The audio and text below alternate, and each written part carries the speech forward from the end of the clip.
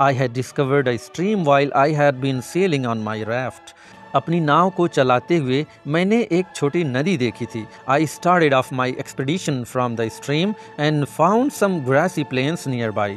मैंने अपनी मुहिम की शुरुआत उसी नदी से की और पास ही घास के मैदान मिले.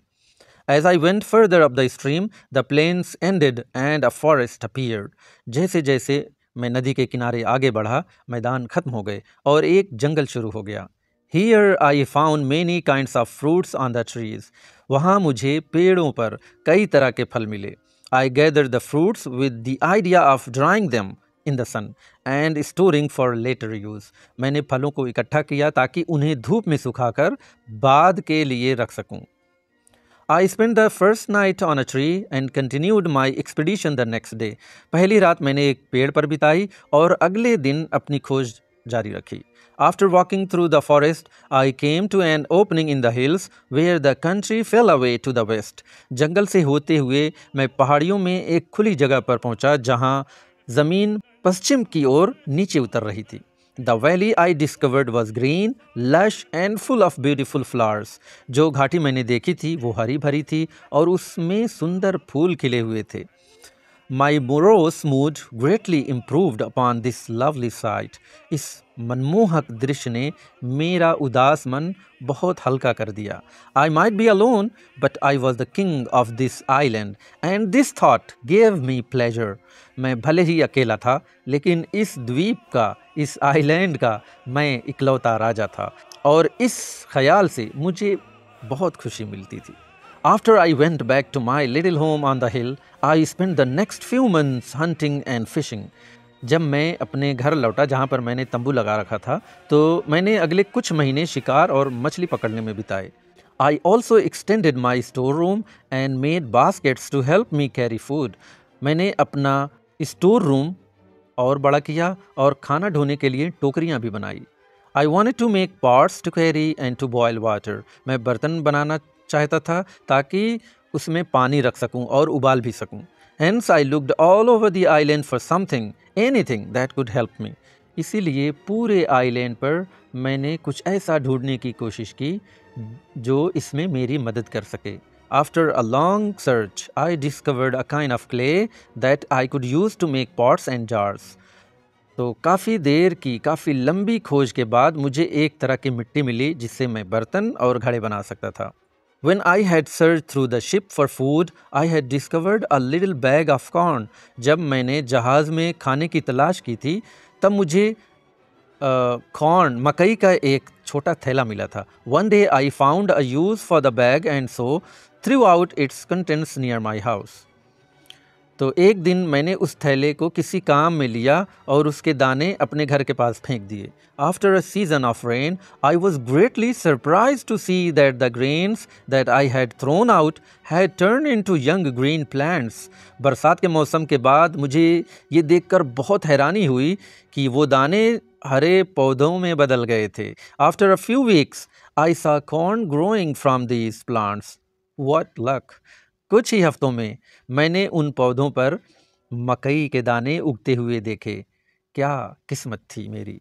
I saved the corn and planted it again as seed and repeated the process till I had a field of corn. मैंने उस मकई को बचाकर फिर से बोया और इस प्रोसेस को बार बार दोहराया जब तक कि मेरे पास पूरा खेत ना हो गया. I had enough corn now to make bread for myself. अब मेरे पास अपने लिए रोटी बनाने लायक काफ़ी मकई हो गई थी. One fine day, I was wandering around the island when I saw some strange things I never thought I would ever see again. एक दिन मैं उस द्वीप पर घूम रहा था जब मैंने कुछ अजीब चीज़ें देखीं. ऐसी चीज़ें जिन्हें मैंने सोचा भी नहीं था कि कभी देखूंगा. First, I came across a footprint in the sand. सबसे पहले मुझे रेत पर एक पैरों का निशान मिला. Then I saw a boat far off in the sea. फिर मैंने समुद्र में दूर एक नाव देखी. Was I dreaming? Had I gone mad? क्या मैं सपना देख रहा था या फिर मैं पागल हो गया था? What if the boat had the footprint belonged to tribals or wild men who lived on the island? क्या पता ये नाव और ये पैरों के निशान किसी जंगली कबीले या आदमियों के हों जो इस आइलैंड पर रहते हों।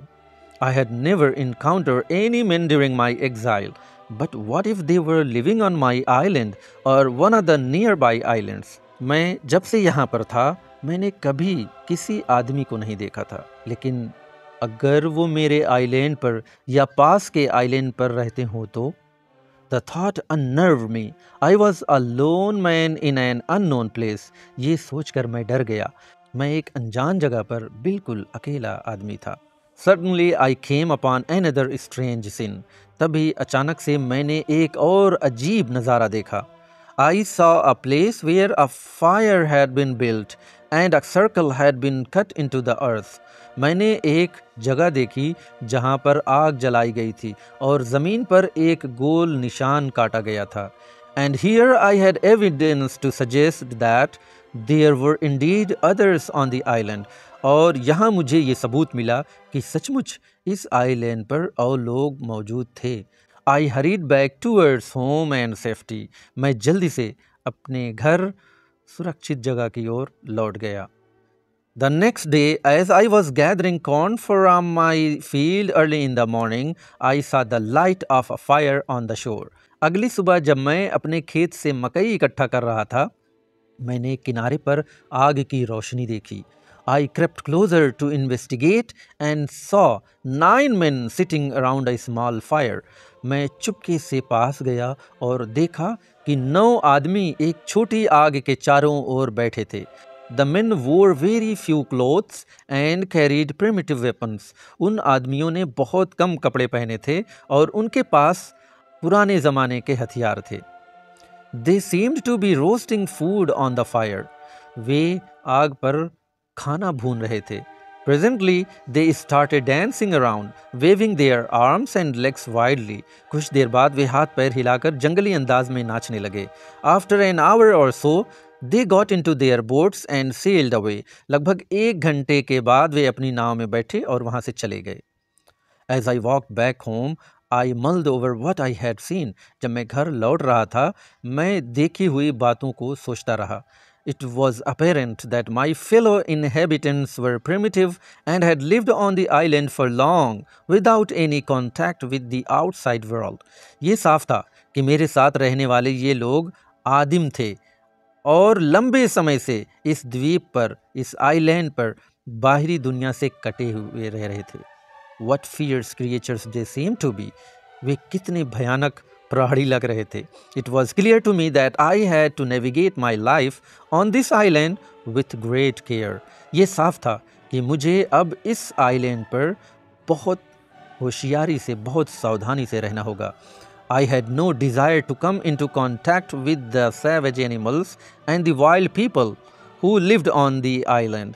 मेरा कोई इरादा नहीं था कि मैं इन जंगली जानवरों और आदमियों के कांटेक्ट में आऊं। I wonder what other exciting adventures this island had in store for me. मैं सोचने लगा कि इस आइलैंड पर मेरे लिए और कौन से रोमांचक अनुभव छुपे हुए हैं। What a marvelous and bizarre place it was. ये कितनी अद्भुत और अजीब जगह थी।